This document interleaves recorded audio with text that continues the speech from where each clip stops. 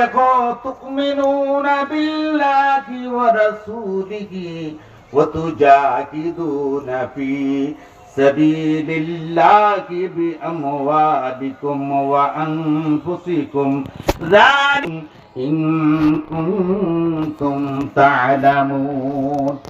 আল্লাহ রাব্বুল আলামিন জানিয়ে দিয়েছে, বান্দা আমি আল্লাহর উপর ঈমান এনেছো, রাসূলের উপর ঈমান এনেছো, বিশ্বাস করেছো। আল্লাহর উপর ঈমান আনা ফরজ। কি আল্লাহর উপর ঈমান আনা কি ফরজ? আমানতু বিল্লাহি ওয়া মালাইকাতিহি ওয়া কুতুবিহি ওয়া রুসুলিহি ওয়াল ইয়াউমিল আখিরি ওয়াল কদরি খাইরিহি ওয়া শাররিহি মিনাল্লাহি তাআলা ওয়াল বা'সি বা'দাল মাউত।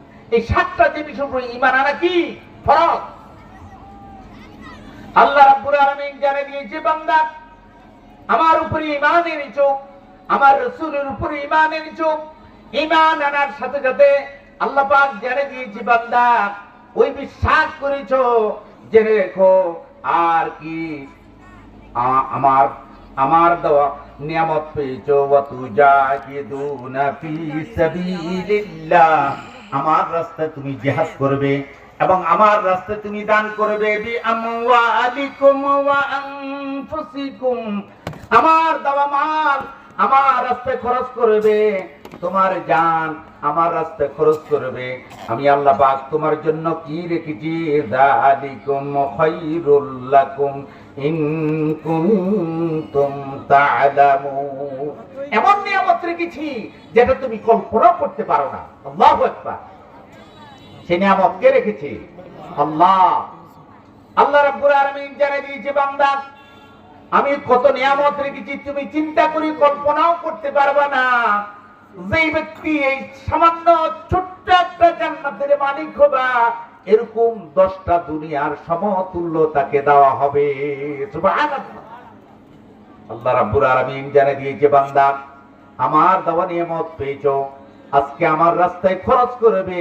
আমি আল্লাহ পাক তোমার জন্য কি নিয়ামত দিব। শুধু তাই নয়, আমার রাস্তায় খরচ করেছো, এর বিনিময়ে আমি আল্লাহ পাক তোমাকে সুসংবাদ দিলাম কি ইয়াগফিরু লাকুম যুনুবাকুম ওয়া ইউদখিলকুম জান্নাতিন তাজরি মিন তাহতিহাল আনহার ওয়া মাসাকিন তাইয়্যিবাতান ফি জান্নাতিন আদ যালিকাল ফাওজুল আযীম। আল্লাহ রাব্বুল আলামিন জানিয়ে দিয়েছেন, আমি ওয়াদা করলাম আমার রাস্তায় তোমার জান এবং মাল দিয়েছো, আর আমি আল্লাহর উপরে বিশ্বাস করি, যখন আমার রাস্তায় তোমার জীবন উৎসর্গ করলাম, ইয়াগফিরু লাকুম যুনুবাকুম, আমি আল্লাহ পাক ওয়াদা করলাম তোমার জীবনের সমস্ত গুনাহগুলি আমি আল্লাহ রাব্বুল আলামিন ক্ষমা করে দিলাম। আমার রাস্তায় দেওয়ার বিনিময় আমি কি করব? তোমাকে ক্ষমা করে দিব। এবং তোমার জন্য আমার একটি জান্নাত রেখেছি, যেই জান্নাত অনন্তকাল পর্যন্ত তুমি ওই জান্নাতে বসবাস করবে। জান্নাতের নাজ নিয়ামতগুলি আমি আল্লাহ রাব্বুল আলামিন তোমার জন্য রেখেছি। সুবহানাল্লাহ। এজন্য প্রত্যেকটি লোক চিন্তা করতে হবে যে আমি খরিকের জন্য এই জমিনে এসেছি। আল্লাহর রাসূল জানিয়ে দিয়েছেন, যখন সাহাবায়ে কেরাম তাদের ভিতরে চেতনা আসলো আল্লাহ দ্বীনের এরকম মুজিজা, আল্লাহর পথে চলার বিনিময়ে আমার জীবনটা এত বেশি দামি হয়ে গেল, সেই পথে আমার জীবন কিভাবে চললে আল্লাহর কাছে আমিও দামি হব।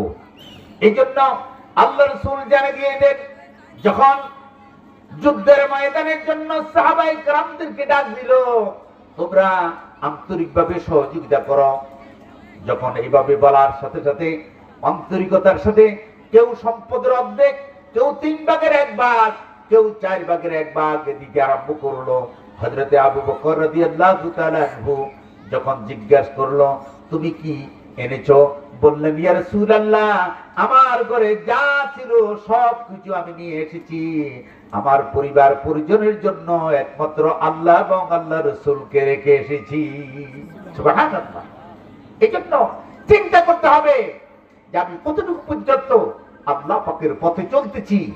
আল্লাহ পাক এর